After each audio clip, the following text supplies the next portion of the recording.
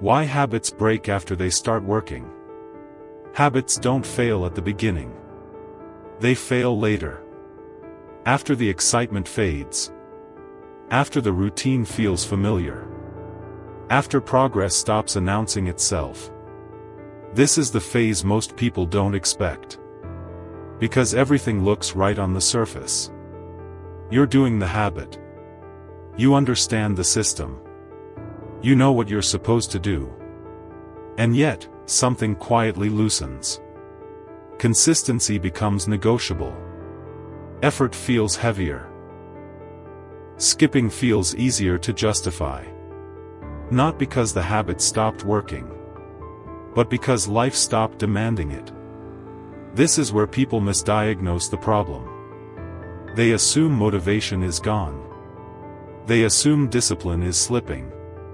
They assume they need to push harder. But none of that is true. What's actually happening is more subtle and more dangerous. The habit is no longer protected. How they face real life. But building a habit and keeping it alive are two very different skills. Habits don't collapse under pressure. They decay under normalcy. When days blend together. When no one is watching. When effort feels optional. This part is about that decay. About why habits naturally drift toward convenience. Why starting becomes negotiable again. Why self-control fails under stress. Why progress disappears when it isn't visible. Why consistency weakens when identity isn't reinforced. Not in dramatic ways. In quiet, reasonable ones. If you've ever thought, I know what to do, so why am I not doing it anymore? This part is for you. Because habits don't need more motivation. They need stability. And stability is not about intensity. It's about design that survives ordinary days. Imperfect weeks. And a life that refuses to stay controlled. Let's begin. Chapter 12, The Law of Least Effort. Why you do what's easy and not what's right. Habits don't form because of intention. They form because of friction. What you do consistently is not what you want most. It's what requires the least resistance in the moment. This is uncomfortable to accept. Because we like to believe we choose our actions. That discipline wins. That values decide behavior. But most days, effort decides everything. Here's the truth most people overlook. Every action has a cost. Time, energy, attention, mental strain. And the brain is constantly asking one question. What's the easiest option right now? Not the best. Not the smartest. Not the most aligned with your future. The easiest. This is why habits drift, even good ones. Not because you stop caring. But because friction quietly returns. Opening a book requires focus. Cooking requires planning. Exercise requires preparation. Deep work requires resistance. But scrolling requires nothing. No setup. No commitment. No energy. And the brain notices that difference instantly. The invisible force shaping your days. James Clear calls this the law of least effort. When deciding between two similar options, people will naturally gravitate toward the option that requires the least amount of work. This is not laziness. It's biology. Energy is limited, and attention is finite. The brain evolved to conserve both. So it automates choices toward convenience. This is why knowing better doesn't change behavior. You can know exercise is good. You can know reading matters. You can know discipline creates freedom. But knowledge does not remove friction. And friction always wins. Why self-control fails long-term. Most people try to fight bad habits with willpower. They try to resist. But resistance is expensive. It drains energy. It demands constant attention. It collapses under stress. That's why self-control works on calm days and fails on chaotic ones. Not because you're weak, but because resistance is not sustainable. Good habits don't rely on resistance. They rely on reduced effort. They make the right action easier than the wrong one. That's the difference. Think about productivity. People don't avoid deep work because they hate it. They avoid it because it requires setup. Clear desk. Closed tabs. Mental clarity. Time blocks. Meanwhile, distraction is already open. Phone on the table. Notifications enabled. Feeds infinite. No friction, instant access. So the brain chooses what's already there. Every time. James Clear doesn't say, force yourself to do hard things. He says, reduce the friction associated with good habits. This is a shift most people miss. You don't rise to the level of motivation. You fall to the level of ease. So the question is not, how do I try harder? It's, how do I make this habit require less effort to start? Lay out your workout clothes the night before. Keep the book visible. Lower the bar to begin. Design the environment to pull you in. Because the habit you start is the habit you repeat. And starting is where friction lives. The quiet trap. Here's the dangerous part. Once a habit becomes familiar, people stop protecting it. They add steps. They complicate routines. They increase expectations. And friction sneaks back in. The habit didn't fail. The design did. This is why habits feel harder over time. Not because you changed, but because effort quietly increased. And the brain noticed. The real takeaway of Chapter 12. Consistency is not about strength. It's about simplicity. The habits that survive are the ones that feel almost too easy to skip. Not impressive. Not intense. Repeatable. Because when effort is low, consistency becomes automatic. At this point, you might be thinking, okay, make habits easy. Reduce friction. Lower the barrier. But what happens when even starting feels heavy? When effort isn't the problem, but avoidance is? Because sometimes, the hardest part isn't doing the habit. It's beginning at all. That's where Chapter 13 begins. Chapter 13, the 2-minute rule. Why starting is the real battle. Most habits don't fail in the middle. They fail at the beginning. Not because the habit is hard, but because starting feels heavier than finishing. The moment before action is where resistance concentrates.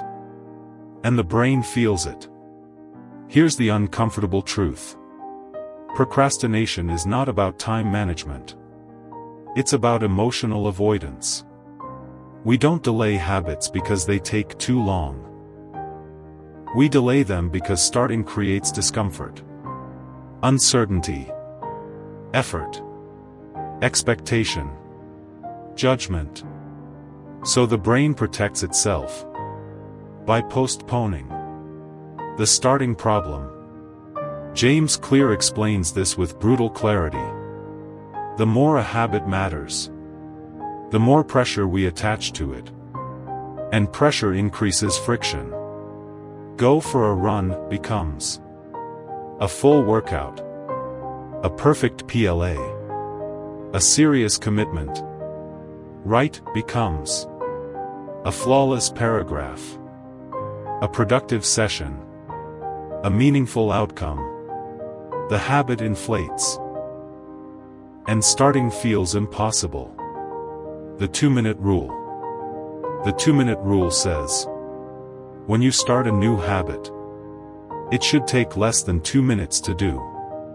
Not because 2 minutes is enough, but because 2 minutes break resistance. Read 1 page. Put on running shoes. Open the document. Write 1 sentence. This is not lowering standards. It's lowering the activation energy. The brain resists effort. But it doesn't resist beginnings that feel harmless. 2 minutes feels safe. No pressure. No commitment. No failure risk. And once you start, something important happens. Why this works psychologically. Action precedes motivation. Not the other way around. The brain needs evidence before it commits. And starting provides that evidence. Once movement begins, momentum follows. Not always dramatically, but consistently. You don't need motivation to start. You need a non-threatening entry point. Think about cleaning. Clean the house feels overwhelming. So it gets postponed. Put 1 item back feels trivial. So it gets done. And once movement starts, the brain often stays engaged. Not because of discipline, but because resistance is gone. The identity connection. This rule is not about productivity. It's about identity. Every time you start, even for 2 minutes, you cast a vote for the type of person you're becoming. A reader. A runner. A writer. A disciplined individual. The habit counts. Even when the effort is small. Especially then only. The mistake people make. They try to finish the habit. But habits don't require heroic endings. They require reliable beginnings. You don't need to feel proud. You don't need to go all in. You don't need to make it count. You just need to show up. When this rule fails, the 2-minute rule fails. When people treat it as a trick, they rush through it. They resent it. They see it as fake progress. That mindset kills consistency. The rule works when starting is respected as success. Because starting is the bottleneck. Habits are not built by intensity. They're built by repetition. And repetition begins with the smallest possible action. The goal is not to do more. The goal is to make starting inevitable. So now, you know how to make habits easy. And you know how to make starting painless. But there's one final lever that determines whether a habit sticks or dies. And it has nothing to do with effort. It has to do with reward. Because behavior that feels rewarded gets repeated. That's where Chapter 14 begins. Chapter 14, How to Make Good Habits Inevitable. Why your environment is stronger than willpower. If willpower worked, you wouldn't need habits. And yet, most people still believe self-control is the solution. It isn't. Because behavior doesn't come from intention. It comes from exposure. The invisible force behind behavior. Every habit begins with a cue. But here's what most people miss. The most powerful cues are not internal. They are environmental. What you see. What's within reach? What's easy? What's visible? Your surroundings quietly decide what behaviors feel natural, You don't crave junk food randomly.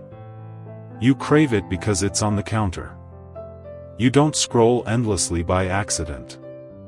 You scroll because your phone is always within arm's reach. Environment is the hand that pulls the trigger. The central truth of chapter 14. James Clear makes this point unmistakably clear. We don't choose our habits. We fall into them. Not because we're weak, but because environments shape behavior more consistently than motivation ever could. Why self-control fails long-term. Self-control is reactive. Environment is proactive. Self-control asks, can I resist this? Environment asks, why would I need to? That difference matters. Because resisting temptation drains energy, but removing temptation requires none. The power of visibility. Clear explains that people tend to use what's obvious, not what's best. When fruit is placed at eye level, people eat more fruit. When junk food is hidden, consumption drops. Nothing about values changed. Only visibility did. Behavior followed automatically. The illusion of discipline.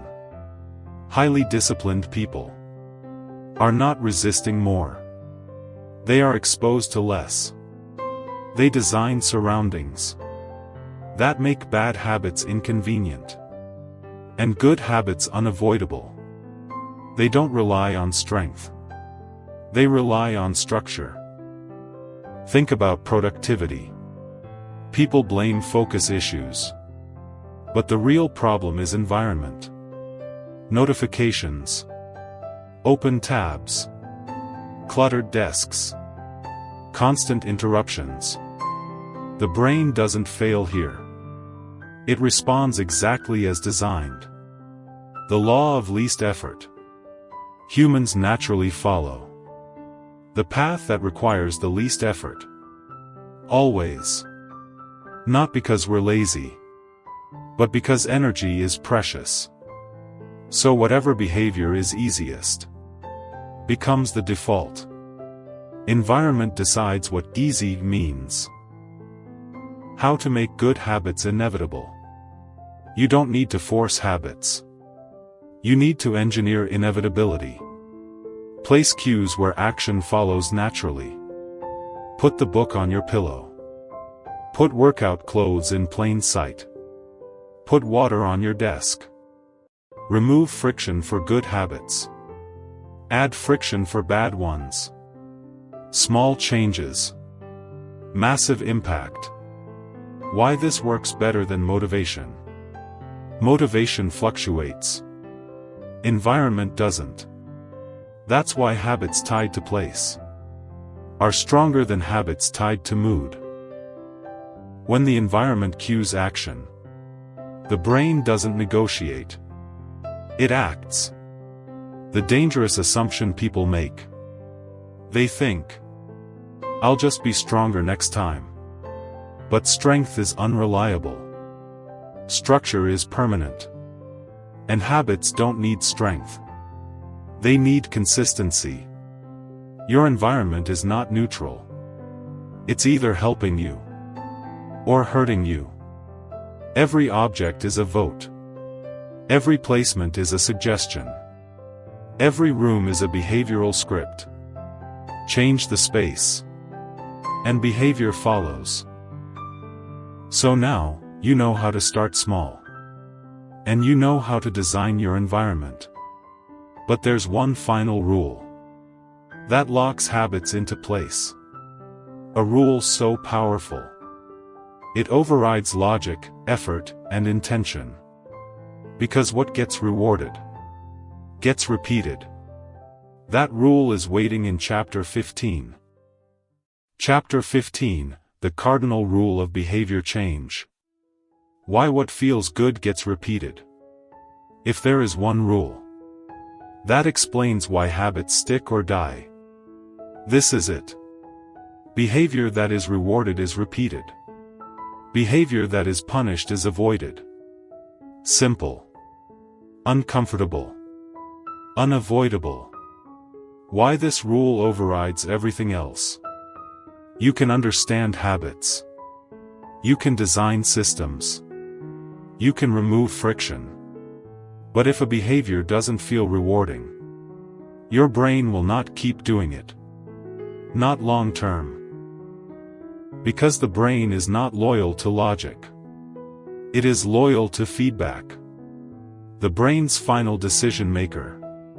Every time you repeat a behavior, your brain asks one silent question. Was this worth it? Not morally. Not logically. Emotionally. And the answer is determined by how it feels. Immediately after the behavior.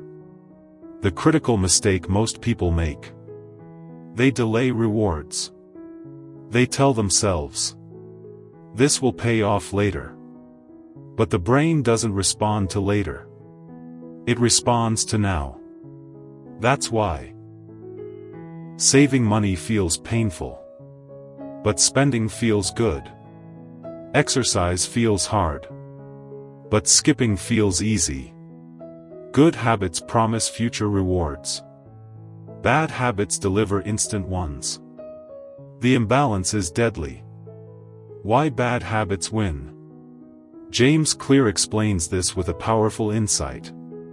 Bad habits are immediately satisfying and ultimately harmful. Good habits are ultimately rewarding, but immediately unsatisfying. And the brain always favors what pays first. This is why habits die quietly. Not from failure. From lack of reinforcement. People don't quit because habits don't work. They quit because nothing signals progress. No reward. No closure. No emotional confirmation. And without confirmation, the brain stops investing energy. Making good habits feel good, without cheating. This is not about fake motivation. It's about closing the feedback loop. You must create immediate satisfaction. For behaviors that matter. Not pleasure. Not indulgence. But acknowledgement. The power of visible progress. Tracking works because it creates reward. A checked box. A streak. A number moving upward. These are not trivial. They tell the brain something is happening. And that signal keeps behavior alive. During the invisible phase. Why never missing twice matters. Missing once is an event. Missing twice becomes an identity. The second miss doesn't break the habit. It breaks self-trust. And once self-trust erodes, habits collapse from the inside. The rule protects belief. Not perfection. Think about work. People burn out not from effort, but from unrecognized effort. No feedback. No acknowledgement. No sense of progress. Habits die the same way. The brain needs proof. That effort matters. The final truth of this chapter.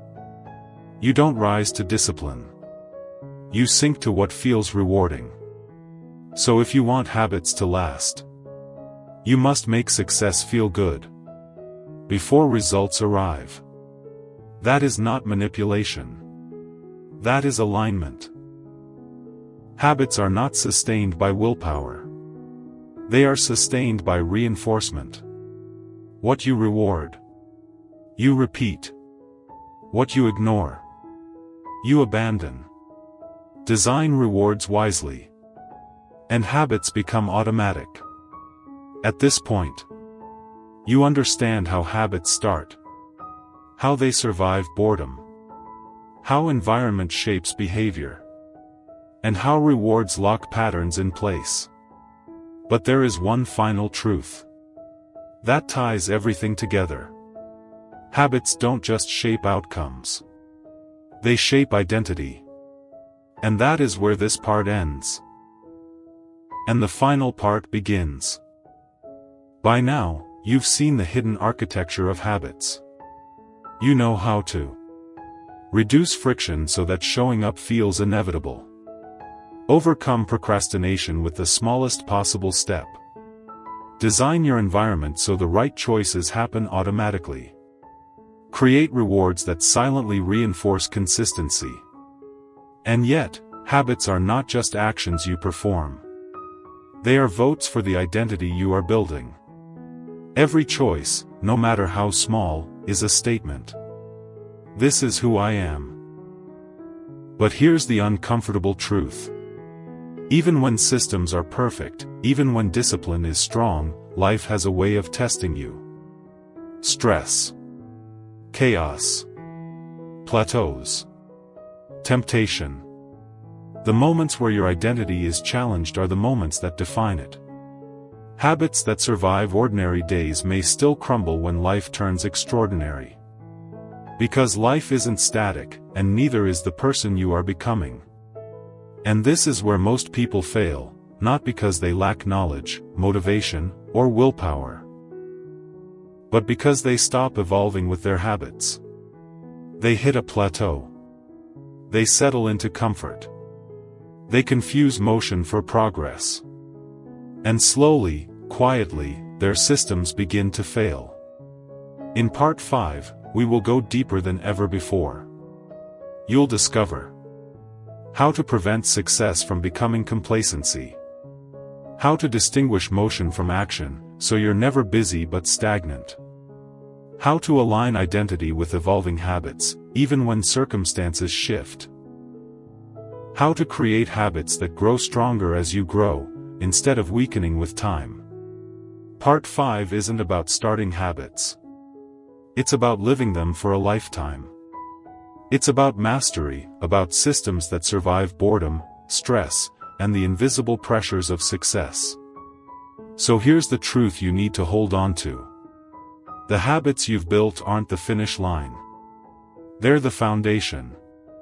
And now it's time to build the house of who you are becoming. You've learned how to survive habits. Now it's time to master them forever. Don't miss the final part. It will decide whether everything you've built becomes permanent or fades away.